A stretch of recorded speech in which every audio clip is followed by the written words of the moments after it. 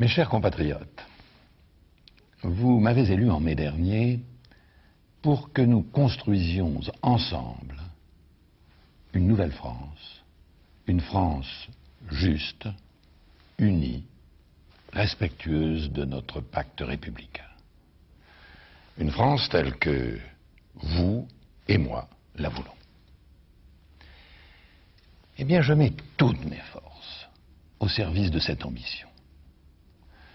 Une ambition qui est aussi celle du Premier ministre, auquel je tiens à rendre hommage pour l'action courageuse qu'il a menée avec détermination dans des circonstances particulièrement difficiles. Cette ambition, c'est bien sûr également celle du gouvernement tout entier. Depuis 7 mois, notre priorité, c'est l'emploi. C'est au nom de l'emploi que nous remettons nos finances publiques en ordre, afin de construire une économie créatrice de travail et de richesse. C'est au nom de l'emploi que nous menons une lutte sans merci contre le chômage de longue durée, grâce au contrat Initiative Emploi. C'est au nom de l'emploi que nous voulons aider les artisans et les petites et moyennes entreprises à se développer. La lutte contre le chômage est inséparable de la lutte contre l'exclusion. Je refuse la fracture sociale apparue au fil des ans. Déjà, un programme de plusieurs milliers de logements en faveur des plus démunis est en cours. Une prestation nouvelle garantira bientôt l'autonomie des personnes âgées dépendantes. Et nous avons décidé de réformer notre protection sociale. Non pour la détruire, comme certains ont voulu le faire croire, mais pour garder et léguer à nos enfants une protection sociale efficace, juste et accessible à tous. Nous l'avons fait parce qu'il n'était plus possible d'attendre sans mettre en péril notre sécurité sociale, dont je suis le gardien. Oh, il n'est pas facile de réformer, je le sais. La crise que nous venons de traverser l'a rappelé.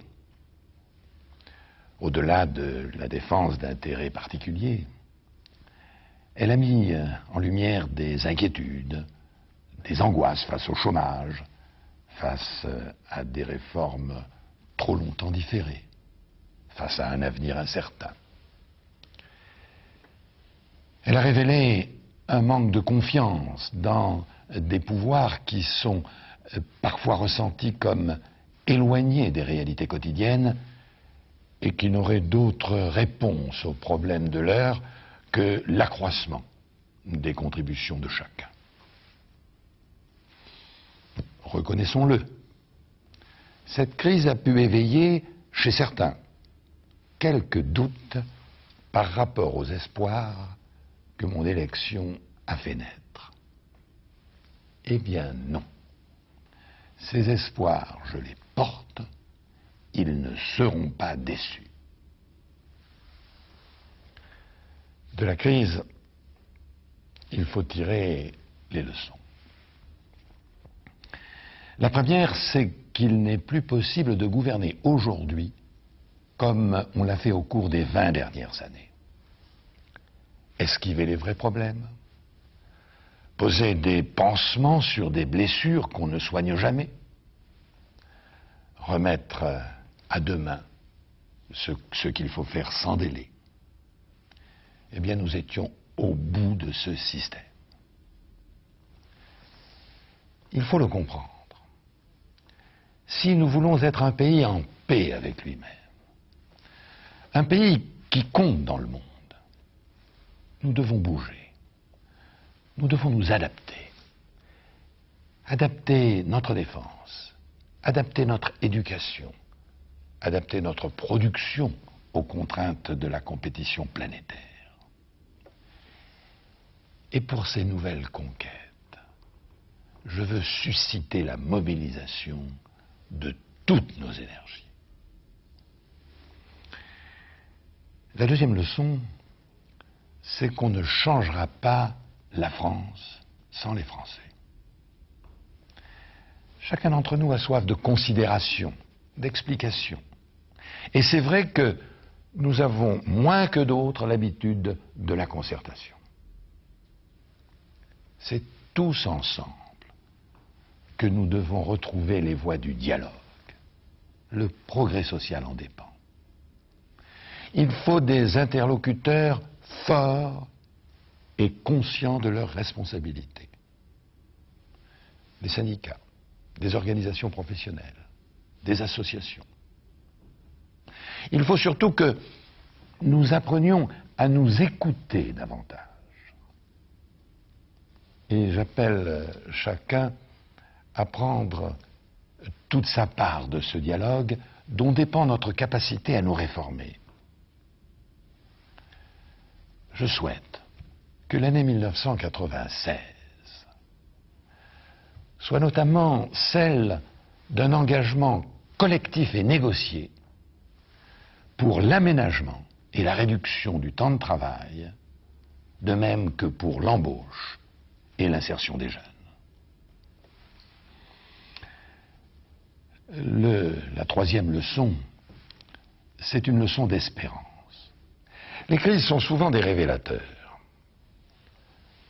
Pendant ces semaines, si difficiles pour beaucoup de Français, vous avez montré jour après jour un esprit de responsabilité, un esprit de solidarité exemplaire.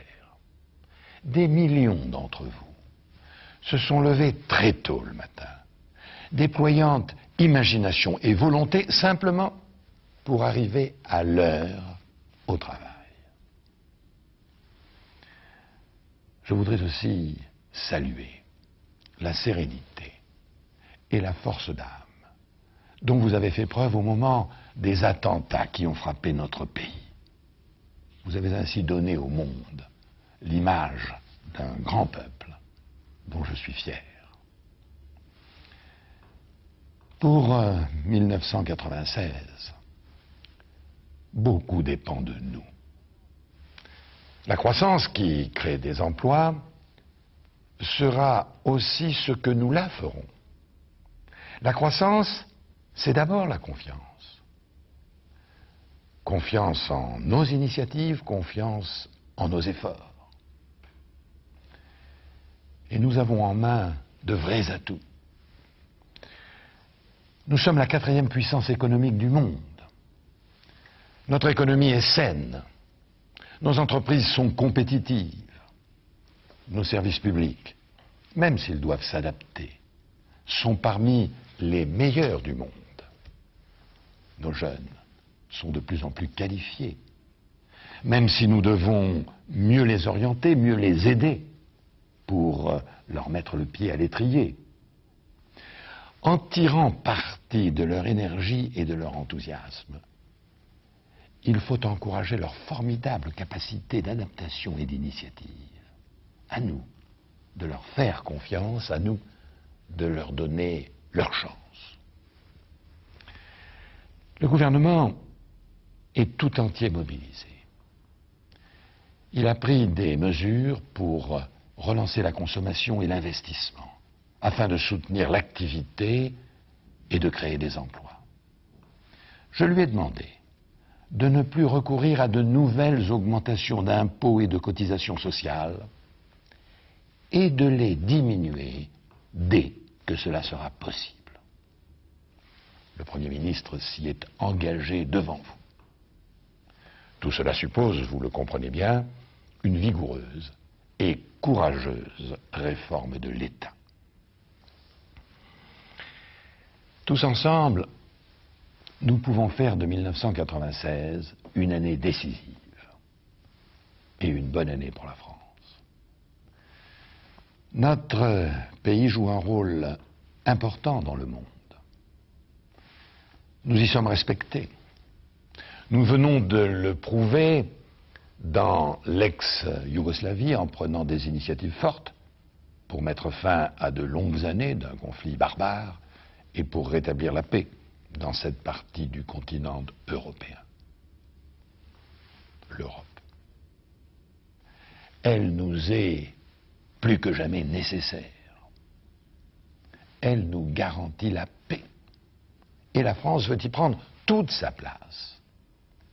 Mais je veillerai à ce que l'Union européenne soit plus attentive à vos préoccupations quotidiennes, à ce qu'elle réponde davantage à vos aspirations sociales, à ce qu'elle fasse de l'emploi une réelle priorité.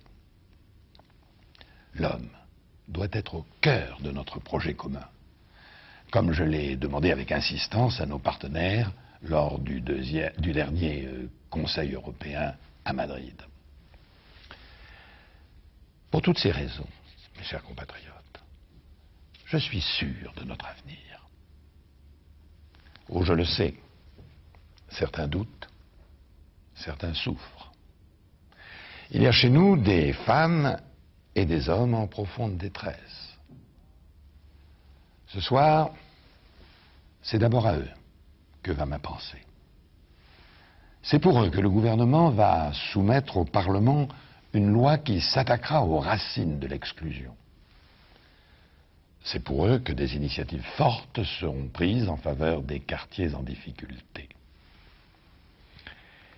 Mais entre tous les Français, entre les plus démunis et ceux que la vie a davantage favorisés, je souhaite une communauté renforcée, plus fraternelle, pour que chacun puisse aborder cette année nouvelle et l'avenir avec espoir, avec confiance. Nous sommes les héritiers d'une longue histoire. Nous vivons dans un pays libre, envié souvent. Un pays qui a traversé bien des épreuves, qui s'est forgé une identité forte.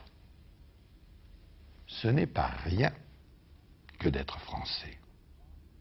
Ce sont des droits qu'il faut préserver. Ce sont des devoirs qu'il faut assumer. Plus ferme sera votre volonté. Plus grande sera votre mobilisation. Plus loin nous irons. Et plus forte sera la France. Oui, notre pays est porteur d'un message. Un message de fraternité, de tolérance, de justice. C'est ainsi que je vois la France. Une France qui regarde en face son passé, les heures sombres comme les heures glorieuses. Une France fidèle à son histoire, à ses valeurs, et décidée à les défendre et à les transmettre. Une nation qui entre dans l'avenir avec confiance, parce qu'elle a choisi le progrès et la solidarité.